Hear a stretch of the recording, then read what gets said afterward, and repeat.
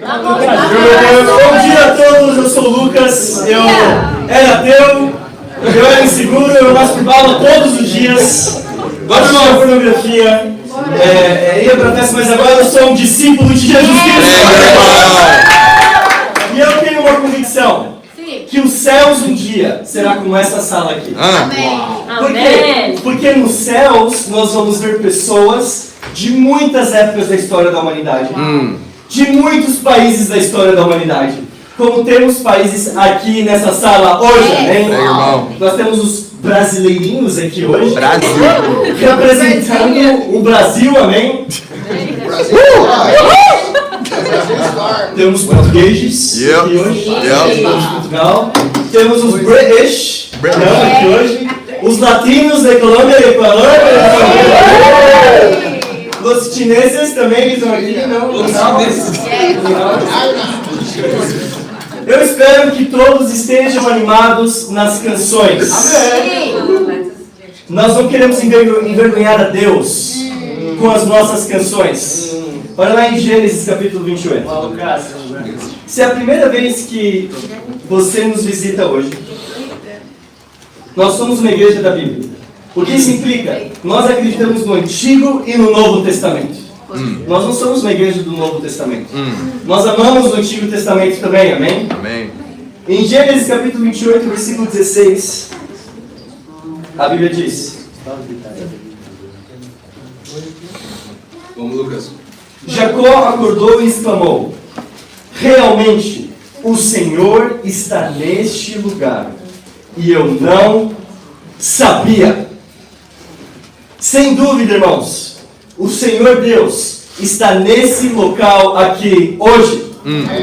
É assim que os estudantes se sentem nas universidades aqui? Quando você estiver lá na universidade, fazendo o seu mestrado, fazendo a sua graduação, seja o que for, Deus está lá contigo. Amém. Os que trabalham aqui também, não? Quando você está lá no seu trabalho, com aquele seu chefe que você ama o seu chefe. Você não ama o seu chefe? Sim. Quando você estiver lá, sabe quem mais está lá? Deus está naquele local também. É verdade. Do seu trabalho. E Jacó aqui, ele achou incrível estar na presença de Deus. Quando tudo estiver dando errado, lembre de estar na presença de Deus. Quando você for perseguido, lembra que você está na presença de Deus. Quando os céticos forem céticos do que você acredita, você fala para os céticos: olha, seja cético do seu ceticismo e esteja na presença de Deus, amém? Versículo 17 diz: e cheio de medo. Às vezes dá medo de estar na presença de Deus. A primeira vez que eu fui numa reunião assim, eu fiquei com um pouco de medo também. Eu vi que as pessoas estão felizes, achei que elas tinham usado alguma coisa antes, né? Porque pra mim, no meu contexto, você tinha que usar alguma coisa para estar feliz desse jeito. É verdade. Porque eu não estava na presença de Deus. E cheio de medo acrescentou: este lugar é terrível. É nada menos que a casa de Deus e a porta do céu. Este lugar aqui é a porta do céu. Prega, irmão. Você acredita nos céus? Amém. Se você acredita no céu, você acredita no inferno? Se existe céu e inferno, então existe apenas duas religiões: a certa e a errada. Se existe céu e inferno, então existem dois tipos de famílias. Prega, irmão. A família que quer estar na presença de Deus e a família que não está na presença de Deus. E nós sabemos que a família que não está na presença de Deus está exatamente hoje de ressaca. Está exatamente agora, nesse momento, acordando e assistindo pornografia. Mas eu sei que se você veio aqui hoje, nesse domingo de manhã, é porque você quer estar na presença de Deus, amém? Amém. Se você ama Deus, você ama falar sobre a presença de Deus. A sua boca não consegue ficar calada. E você está lá no ginásio fazendo exercícios e você está falando da presença de Deus. Prega, irmão. Tem um cara aqui chamado Duvan que veio nos visitar hoje aqui. E eu conheci o Duvan lá no ginásio. Porque eu não conseguia parar de falar sobre a presença de Deus, amém? E ele também gosta muito de falar sobre política. E falamos sobre Deus e política ao mesmo tempo, né? E ele trouxe aqui o Alejandro que está conosco hoje, porque o Alejandro ele quer estar na presença de Deus, amém? Amém. João 10, versículo 9 diz: Jesus é a porta para os céus. Jesus é a porta para os céus não são as praias de Carcavelos. Ainda que essas praias são lindas. As portas para o céu não são as praias do Rio de Janeiro, ou do Nordeste do Brasil, ou da Bahia. As portas para os céus não é das praias do coração, Michael. Ainda que o coração não, e com certeza não é as praias de Brighton, lá na Com certeza não. A porta para os céus é o Jesus Cristo. Amém. Jesus Cristo. Ele é o caminho, a verdade e a vida. Muito bom, Lucas. Confúcio não é a porta para os céus. Buda não é a porta para os céus. Maomé não é, Allah não é a porta para os céus. Apenas Jesus Cristo é a porta para os céus. Jesus não é uma verdade. Jesus é a verdade. Jesus é a verdade absoluta. Amém. O que é verdade para mim é verdade para você. Porque é uma verdade absoluta. Não existe verdade relativa. Não existe sincretismo religioso. Existe apenas a verdade e a mentira. Amém? Amém. Qual é a verdade? A verdade é que Portugal não é um país ateu. Não. Ainda que você vá para a universidade, na Universidade de Lisboa, na Lusófona, e agora o Romeu está competindo para o Nacional pela Lusófona, ele está lá no norte de Portugal, então, representando não só a Lusófona, não só Portugal, mas representando nós aqui, a família de Deus. Então, orem por ele. Mas quando você vai para a Lusófona, você encontra muitas pessoas ateias. Eu era ateu, a Filipa que estava aqui era ateia, a Sandra que compartilhou aqui era ateia. Muitas pessoas eram ateias porque elas se depararam com a verdade que é Jesus Cristo. Deus não precisa de você acreditar nele ou não para ele existir. Você pode acreditar em Deus, você pode não acreditar em Deus. Adivinha só, Deus continua existindo. Porque Deus é a verdade absoluta. Portugal não é um país muçulmano. A Europa não é um continente muçulmano. Portugal não é um país LGBT. Portugal é um país cristão, amém? Pega a mão. Portugal é um país cristão. E esse Jesus, que teve sua vida profetizada mais de 300 vezes só na Bíblia. Você consegue imaginar isso? Imagina que eu nasci 1000 anos atrás, ok? E eu nasci lá na China. E eu escrevo algumas coisas sobre Jesus Cristo. Sobre um homem que vai nascer daqui 2000 anos e vai ter tal nome e vai ter tais pais. E aí, o Antônio, ele nasce 500 anos depois de mim. Opa. E ele também escreve algo sem me conhecer. Ele já nasceu agora na Inglaterra. Escreve sobre a mesma pessoa que eu escrevi sem me conhecer. Multiplica isso por 300. São 300 profecias na Bíblia sobre Jesus Cristo. Quando eu me deparei com isso, eu pensei, eu preciso de mais fé para não crer que a Bíblia é inspirada por Deus, do que para simplesmente aceitar a verdade que a Bíblia é inspirada por Deus, amém? Muito bom, irmão. Não só pela Bíblia, mas até por pessoas que nem eram cristãs, nem eram judias, profetizaram sobre Jesus Cristo. Eu estava lendo o livro A República, de Platão. E Platão, ele nasceu antes de Jesus Cristo, como todos nós sabemos aqui. Não.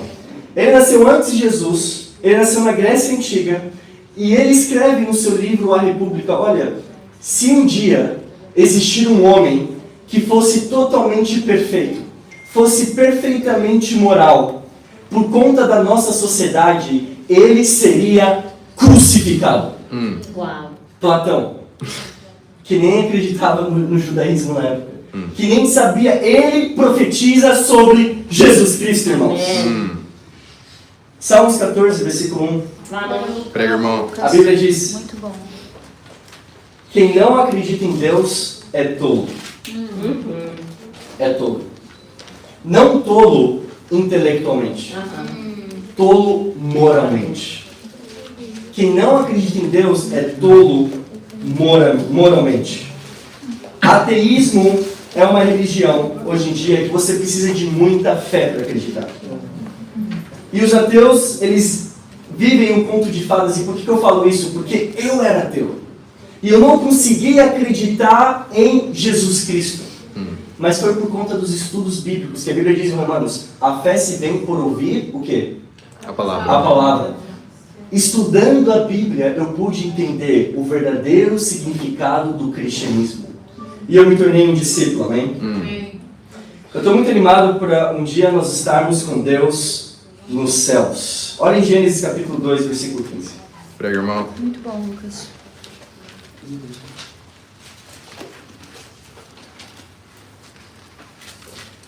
Em Gênesis 1, versículo 1, nós já sabemos, no princípio Deus criou os céus e a terra. Né? E no princípio implica o tempo, os céus, o espaço, e a terra, a matéria. Ou seja, Deus ele está fora do espaço-tempo. Deus não se limita a um tempo, ou ao espaço, ou à matéria. E no princípio do hebraico, vem da palavra hebraica Bereshit. E essa palavra hebraica Bereshit, muitas línguas da época, elas tinham uma pictografia. O que é isso? As letras do alfabeto tinham uma imagem que se relacionava com uma letra. Então, por exemplo, você tem os hierógrafos dos egípcios, não que a cada letra do alfabeto egípcio tem uma imagem correspondente. Assim como o judaísmo. Na época, os hebreus que falavam hebraico, eles tinham uma imagem associada a cada letra do seu alfabeto. E qual que é a primeira palavra que aparece na Bíblia, no hebraico? Gênesis capítulo 1, versículo 1, Bereshit, que significa no princípio. Se você pegar cada imagem de cada letra dessa palavra Bereshit, você vai ter o Bet e Resh, que significa filho ou cabeça da casa. Você vai ter a letra Aleph, que não tem uma pronúncia certa, não existe uma pronúncia que se pode pronunciar dessa letra Aleph, que a imagem para isso é uma cabeça de um líder. Shin, que é a próxima letra, é um dente, a imagem. E o dente para o judeu simboliza a destruição. O Yod é uma mão, porque o Yod simboliza uma ação. E por último, no Bereshit, tem o T, que é o Tav, que a imagem para essa letra é uma cruz, porque é um T. Não sei se estão me acompanhando aqui. Tô. Está todo mundo me acompanhando? Yep. Se você pegar cada imagem dessa primeira palavra na Bíblia, você vai ter que o filho ou a cabeça da casa, o filho do líder, destruição, uma ação onde? Numa cruz. A primeira palavra na Bíblia já é uma profecia de que o Filho de Deus passaria por uma destruição numa cruz. Prega, irmão. Porque Deus faz, desde o princípio, reconhecido o fim. Esse é Deus. Jesus já é profetizado desde a primeira palavra da Bíblia que está no seu colo aí hoje. Prega, irmão. Em Gênesis 2, versículo 15 diz: o Senhor colocou o homem no jardim do Éden, para nele trabalhar e para o guardar. Jardim do Éden, do hebraico, significa presença de Deus. O homem foi colocado na presença de Deus. Versículo 16. Deu essas ordens: podes comer do fruto de qualquer árvore, menos do fruto da árvore do conhecimento do bem e do mal. Muitas pessoas hoje são ateias porque elas pensam, se Deus existe, por que há tantas maldições aqui na Terra? Se Deus existe, por que eu perdi a minha avó por câncer quando eu tinha apenas 15 anos de idade? E a maldade do homem é o que causa sofrimento aqui na Terra. Deus, o plano original de Deus era fazer um jardim do Éden, onde tem tudo de melhor naquele jardim. É como se fosse a floresta do Amazonas, lá no Brasil, só que perfeita.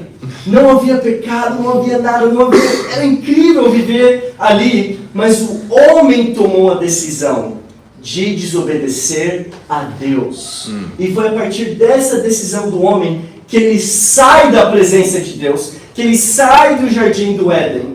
E até hoje nós sofremos consequências disso. Eu lembro quando eu tinha um peixinho na minha casa.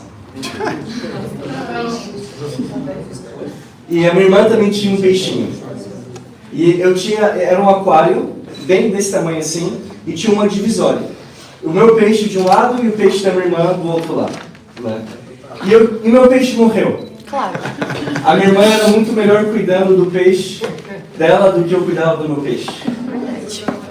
Só que eu era criança, então eu peguei o peixe dela e eu coloquei dentro de um copo d'água e coloquei no freezer, no congelador, para ver o que aconteceria com o peixe. Eu queria fazer salmão. E quando eu abri o congelador, o peixe estava com o olho assim para fora, congelado. Eu esperei descongelar, achando que ele ainda voltaria à vida. E ele não voltou à vida e minha irmã ficou muito triste comigo. Sabe, se você tira o peixe do seu habitat natural, ele vai morrer. Se você tira o homem, nós, do habitat natural nosso, que é o quê? Na presença de Deus, você vai morrer espiritualmente. Prega, irmão. O pecado é a única coisa capaz de te tirar da presença de Deus. Ah, mas todos nós pecamos. Sim, todos nós pecamos. Mas você pode estar em escravidão do pecado, ou você pode estar lutando contra o pecado, no arrependimento. O título da pregação hoje é Lisboa 2.0. Lisboa 2.0. Amém. Há exatamente um ano, nós tivemos a nossa primeira reunião, a reunião inaugural da igreja. O Antônio que está aqui, ele nem tinha decidido vir para Lisboa ainda. É verdade. Ele estava fugindo como Jonas. É verdade. Mas você não consegue fugir de Deus. É verdade. A igreja tinha 11 pessoas, um ano atrás. Algumas reuniões que nós fazíamos eram na minha casa, porque cabia na minha casa. E o mais surpreendente de tudo, o Douglas estava solteiro. O nosso primeiro sonho, que eu quero pedir para que todos nós orássemos, é para a igreja chegar em 20 discípulos. Ou melhor, em 40 discípulos. Começamos com 11 e agora somos 20 discípulos. Amém? Depois nós conseguimos 3 conversas bíblicas que Deus nos deu. A conversa do Antônio, do Romeu e do Michael. A igreja foi legalizada nesse primeiro ano. Uau. Tem que estar legalizado. Amém? A igreja conseguiu arranjar um espaço para as reuniões de domingo. E nós fizemos os nossos primeiros eventos do Mercy, que é o braço benevolente da igreja. Amém. Só que agora, irmãos, nós estamos no capítulo 2 da igreja. Amém. O capítulo 1 já foi. Agora é Lisboa 2.0. Quais são os nossos sonhos? E eu queria que você anotasse e orasse por isso todos os dias. O primeiro sonho é chegar a 40 discípulos na igreja. Amém. Segundo sonho é Deus permitir nós termos 5 conversas bíblicas. Uau. Terceiro sonho é nos autossustentarmos por completo. Hoje nós ainda somos parcialmente sustentados pela nossa igreja mãe lá em Londres. Amém? Assim, se nós nos autossustentarmos por completo, a igreja vai poder ajudar ainda mais a nossa igreja em Roma e futuramente a nossa igreja em Atenas, na Grécia. Amém? Amém. Um quarto sonho é termos um espaço para as reuniões de homens e mulheres na quarta-feira. E o quinto sonho que eu queria pedir para que você anotasse e orasse por isso é começarmos a fazer eventos do AMS aqui em Portugal. Amém? Amém. Bom. E quando Deus proporcionar o fim desse segundo capítulo, nós vamos começar o terceiro capítulo da igreja, que vai ser a nossa missão para Porto. Amém? Agora, se você nos visita hoje, eu quero te fazer esse convite para que você faça parte da história da igreja aqui em Portugal. Amém. Por isso, eu tenho apenas um ponto na pregação hoje. Meu ponto é: renove a sua aliança com Deus. Nice. Amém. Renove a sua aliança com Deus. Quantas alianças será que Deus fez com a humanidade? A história mundial teve 6 capítulos. Porque Deus fez 6 alianças com o povo. A primeira aliança está lá em Gênesis capítulo 1. Gênesis capítulo 1, versículo 28. Bora, Lucas.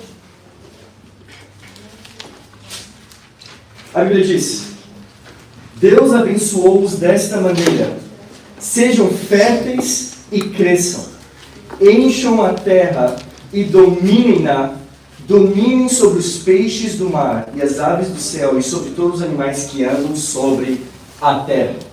A primeira aliança que Deus fez com a humanidade foi a aliança que Ele fez com Adão e Eva. E o que Ele diz nessa primeira aliança? Ele diz: multipliquem-se. E aí Ele fez um jardim sensacional para eles, só que eles pecaram contra Deus, e Deus teve que fazer uma segunda aliança com a humanidade, lá em Gênesis capítulo 9. Prega, irmão. Vamos lá, Lucas. Gênesis capítulo 9, versículo 7. Diz: quanto a vocês, sejam férteis e cresçam, propaguem-se pela terra e dominem-na. A segunda aliança que Deus fez foi com quem? Foi com Noé. Porque Deus viu que a humanidade estava tão terrível que envia um dilúvio e muitas pessoas morrem e Noé e sua família sobrevivem. E Deus, na sua misericórdia, Ele faz uma segunda aliança agora com Noé. E o que Ele diz para Noé? Multipliquem-se. Multipliquem-se. Mas, o que acontece com a humanidade? A humanidade ela se corrompe. E Deus, na sua misericórdia, faz uma terceira aliança. Olha lá em Gênesis, capítulo 15, versículo 5. Diz: Deus mandou sair Abraão para fora de casa e disse-lhe: olha para o céu e vê se podes contar as estrelas, pois assim será o número dos teus descendentes. Deus faz uma terceira aliança, agora com quem? Com Abraão. E ele fala: olha para as estrelas do céu, você não consegue contar? Exatamente. Esse será o número dos seus descendentes. Mas o que acontece com a humanidade? Ela se corrompe. E eles começam a ir contra Deus. E Deus tem que fazer uma quarta aliança com o povo. Olha lá em Deuteronômio, capítulo 7. Espero que esteja acompanhando. Prega, irmão. Let's go. Esteja comigo, bear with me, né? Força, Lucas. Deuteronômio, capítulo 7.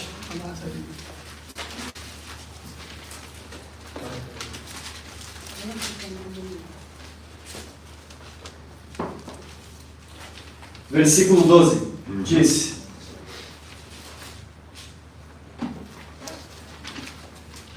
se escutares estes decretos e os puserem em prática, o Senhor teu Deus manterá a sua aliança e continuará a tratar-te com bondade, como prometeu aos teus antepassados. Há de mostrar-te o seu amor, abençoando-te e fazendo aumentar os números dos seus filhos e os produtos da sua terra. Ou seja, Deus ele tem que fazer uma quarta aliança, que agora é uma aliança com Moisés. E ele fala: olha, se vocês obedecerem aos meus mandamentos, então vocês serão muito frutíferos. Olha a diferença dessa aliança que Deus faz com Moisés e que Deus faz com Abraão, Noé e Adão.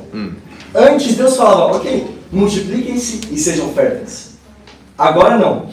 Por conta da corrupção do homem, agora Deus ele fala: se vocês obedecerem aos meus mandamentos, aí vocês serão muitos. Vocês vão se multiplicar. E aqui nós sabemos que ele dá muitas leis para Moisés, nessa quarta aliança. Que os judeus até hoje, eles seguem essa aliança com Moisés. E aqui nós temos um princípio muito interessante da Bíblia. Quando você obedece a Deus, quando você ama a Deus, você se multiplica. Um discípulo saudável é um discípulo que se multiplica. Prega, irmão. Esse é o discípulo saudável. Se hoje você tem estado já há 1 ano aqui na igreja como um discípulo e sofre um pouco para trazer alguém para a reunião, sofre um pouco para ter um estudo bíblico, para evangelizar, talvez isso seja uma evidência de como está o seu relacionamento com Deus. Um bom relacionamento com Deus, uma grande evidência, olha só, eu digo evidência. Sim. Eu não digo se você tem muitos visitantes contigo, você tem muitos estudos bíblicos, você está bem com Deus. Não. Não. A igreja católica tem muitos visitantes nas missas de domingo. Não. Mas se você tem visitantes, se você está impactando vidas de pessoas, se você tem pregado a palavra de Deus, isso é uma evidência que o seu relacionamento com Deus está bom. E está incrível. Assim como nós vemos aqui na aliança que Deus faz com Moisés. Mas o que acontece? O povo, ele se revolta contra Deus de novo. E Moisés, ele treina um líder. Ele treina Josué para assumir a sua responsabilidade. Mas qual foi o defeito de Josué? Ele não treina nenhuma pessoa para assumir depois de Josué. E o povo de Deus entra num período muito sombrio, que é o período das trevas, é o período dos juízes. Onde o povo estava totalmente espalhado, os povos inimigos atacavam e usavam do povo de Deus. E às vezes tinha um juiz ali, o Sansão ou o Gideão, que se levantavam, mas lideravam apenas parte do povo de Deus. Por isso, Deus precisou fazer uma quinta aliança. Qual foi a quinta aliança que Deus fez? Foi a aliança que ele fez com Davi.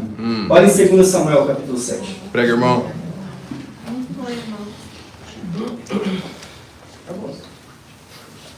2 Samuel 7, versículo 11. Diz: no tempo em que estabeleci juízes sobre o meu povo Israel, dei-te uma vida tranquila, livrando-te de todos os seus inimigos. Todos os seus inimigos. Além do mais, fica a saber hoje que eu é que vou criar para ti uma grande família.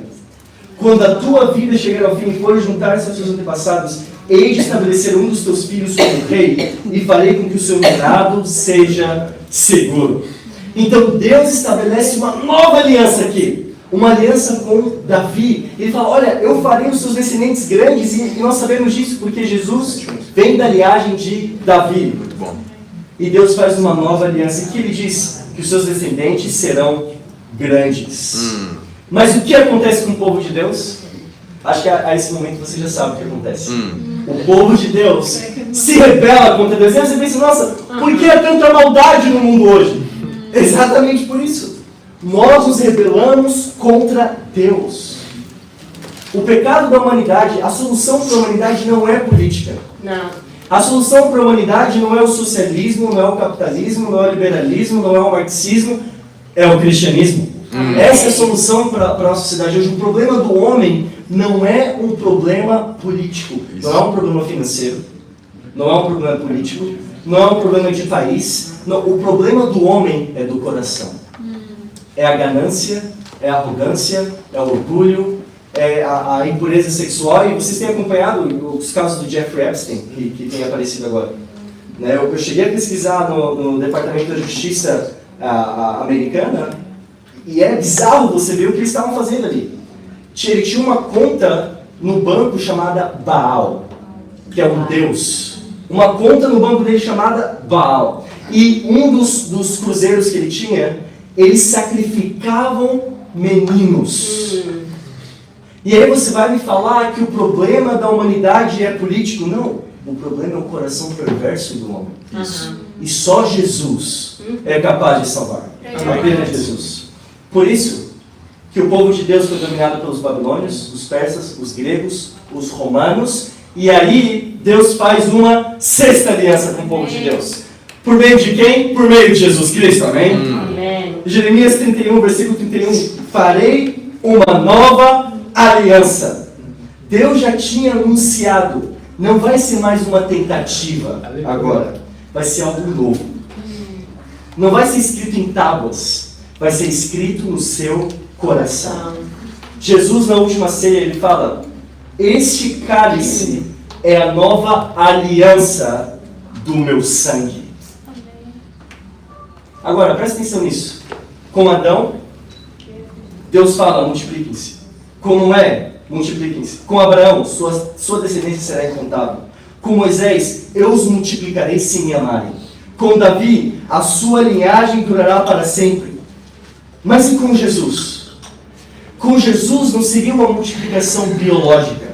Com Jesus é uma multiplicação espiritual. Amém. João capítulo 1, versículo 12, diz: deu-lhes o poder de serem feitos filhos de Deus. Essa é a multiplicação que Deus ele faz por meio de Jesus Cristo. E agora você pode pensar, 6 é um número um pouco feio. Será que tem uma 7ª aliança? Será que quando Jesus ele veio, Deus faz aliança com Jesus? Jesus, ele estabelece isso antes dele ser crucificado, por meio da Santa Ceia. E agora, será que Deus tem uma aliança conosco? Mateus capítulo 28, versículo 18 ao 20. Prega, irmão. O que diz lá? Então Jesus aproximou-se deles. E olha só, Jesus aqui, ele já tinha sido morto. Ele ressuscita, passa 40 dias com seus discípulos. E as suas últimas palavras é a aliança que Deus, Jesus, quer fazer com você hoje. Mateus 28, 18 a 20, Jesus aproximou-se deles e disse: foi-me dada toda a autoridade nos céus e na terra. Portanto, vão e façam discípulos. Multipliquem-se, sejam férteis, preguem a palavra, batizando esses discípulos. E eu estarei ensinando a obedecer a tudo que eu lhes tenho ordenado. E eu estarei sempre com vocês até o fim dos tempos. Amém? Amém. Um cristão se multiplica. Um discípulo se multiplica. Por isso, para terminar, eu tenho apenas um apelo para fazer para todos vocês. O primeiro apelo que eu tenho para fazer é para vocês que nos visitam hoje aqui, nessa celebração da igreja aqui. Meu apelo é: estude a Bíblia com quem te convidou. Estude a palavra de Deus, isso vai te dar fé. Muitas pessoas hoje se dizem cristãs, mas ainda têm uns problemas com fé. Não sabem basear no que elas têm fé. Elas têm fé porque os pais dela falaram para elas sobre quem Jesus é. Elas têm fé porque elas nasceram no berço evangélico, ou no berço católico. Mas elas muitas vezes não têm as próprias convicções sobre fé. Estude a Bíblia com quem te convidou e se torne um discípulo, amém? Amém. Para você que já faz parte da igreja, para você que já está aqui há 1 ano, ou para você que já está aqui há uns 5 meses, que foi batizado recentemente, esse é o apelo que eu faço a você. Multiplique-se. Multiplique-se. E a igreja, não para que a igreja cresça apenas, mas para que nós cumpramos com a aliança que Jesus fez conosco, amém? Amém. Irmãos, eu estou muito feliz de termos aqui nosso culto inaugural. Nós temos um bolo ali atrás também, para comemorar esse primeiro culto, que a Isabela conseguiu de graça pra gente. Muito obrigado, Isabela. Ela não roubou, amém? Ela não roubou, Deus deu pra gente de graça esse bolo, né? Então, aproveite, tenham convívios agora, fale com a pessoa que te convidou, estude a Bíblia e faça parte da aliança que Deus quer com você. Para Deus dar todas as glórias. Amém.